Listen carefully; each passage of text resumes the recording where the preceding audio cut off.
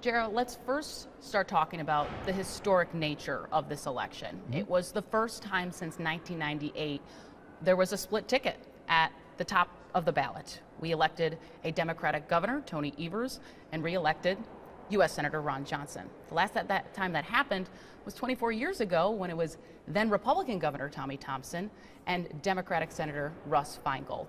So looking at that, there's multiple factors that we've talked to people throughout the week of why this possibly happened. I think one reason is the massive amounts of money that was spent in this race.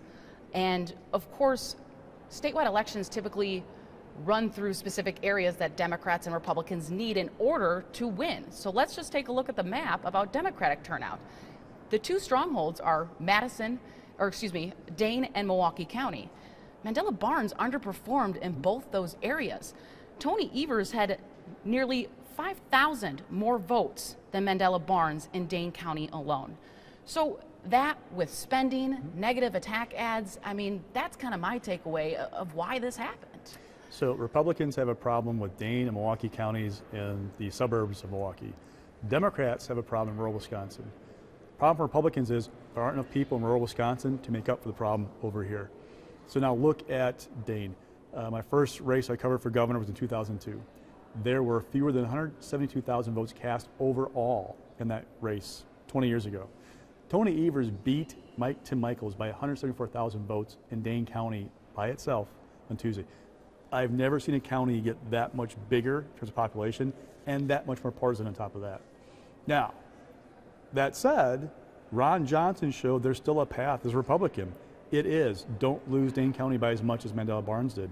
Don't lose Milwaukee County by as much as Mandela Barnes did, and do better in both the WOW counties, Waukesha, Ozaukee, Washington, and the BOW counties, Brown, Outagamie, Winnebago. So it's not like Republicans will never get there again, but if this problem persists, if this Dane County issue persists, it makes it harder because as a Republican, you come out of every election day in a hole to start of 170,000 plus votes. That is a challenge. Now for Democrats, the rural problem is you have maps drawn by Republicans, blessed by state Supreme Court, that lock into place Republican majorities. To get out of those deep minorities, you have to do better in rural Wisconsin. They're not doing that right now. And what was supposed to be a good year, you know, some projected a red wave across the country and in Wisconsin. It was more of a red trickle here in Wisconsin. Got to give credit, like you said, Ron Johnson won, but Tim Michels underperformed in the WOW counties. And the GOP playbook is to win statewide elections, you got to do well in the WOW counties and the BOW counties. Just look at Waukesha. Ron Johnson had nearly 6,000 more votes compared to Tim Michels. Now, I talked to some Republican strategists. A lot of people say that there was this Trump aura around Michels that maybe turned off the suburban moms. His stance on abortion, he had a lot of attack ads against him saying that the criminal abortion ban on the books right now mirrors his image, or is a mere reflection of what he would want to do as governor, and that hurt him. And Jared, what else did you hear specifically about the governor's race of why Tim Michels underperformed? Look, abortion was on the ballot for sure. But if it was just about abortion, then Ron Johnson would have lost as well. For Tim Michels, there was abortion, plus the ads that Evers ran and the Democratic Governors Association about sexual harassment lawsuits against the Michels Corporation. People told me that undercut the Michels message about being a savvy business person, about his leadership, by raising people questions about, okay, what's going on with this guy, that he's got these lawsuits. And then third was Trump. You add those three things together, they hurt him with suburban women. Look at the WOW counties. I mean, there's a perfect example of the impact of this arc in the campaign of abortion, harassment, and Trump for Michels, dragging him down versus Ron Johnson, who, yes, Ron Johnson sponsored a bill in the U.S. Senate to ban abortion nationally after 15 weeks. He wasn't, though, on camera saying the 1849 ban, with no exceptions for rape or incest, mirrors my personal belief. On the other hand, looking at Barnes' loss, also kind of similar factors. He was outspent by Johnson. Johnson was able to define Barnes right after the primary when the Democratic field was cleared for Barnes, so he knew who he was going to be up against. The ads started flying right away, but also there was really low turnout in the city of Milwaukee. It was the lowest recorded since 2006. You can see by this graphic, turnout was going up, up, up. It was looking pretty good, and then just a fall off this midterm. I mean, Jared, There's a lot of people leaving the city of Milwaukee, but I guess why? COVID impact on population could be a factor. Crime could be a factor. But also could be a factor of Republicans keep talking about making inroads with voters of color in urban areas. Are you seeing an impact where Black and Hispanic voters say, you know what, I'm not enthralled with Ron Johnson, but I'm not going to go vote for Mandela Barnes? Maybe, we don't know for sure. But Milwaukee is still such a huge gap between what the Dem does and Republican does statewide.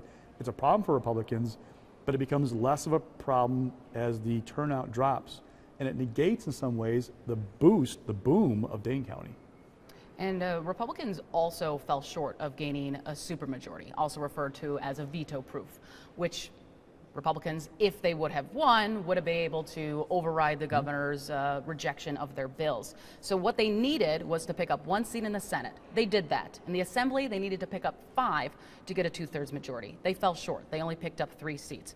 So this doesn't really change too much. Democrats, of course, were celebrating that Republicans didn't get it, but this now basically is the same status quo. We got a Democratic governor and Republicans who control both chambers. So a lot of people predict another gridlock for the next 4 years, but we both talked to Assembly Speaker Robin Vos this week. You also talked to Senate Majority Leader Devin LeMahieu about some areas of compromise. So looking ahead, maybe a possibility agreement on abortion policy, but I think me and you both know there's a lot of mixed thoughts on adding exceptions for rape or incest. Some people want it more restrictive. We still have this lawsuit going on.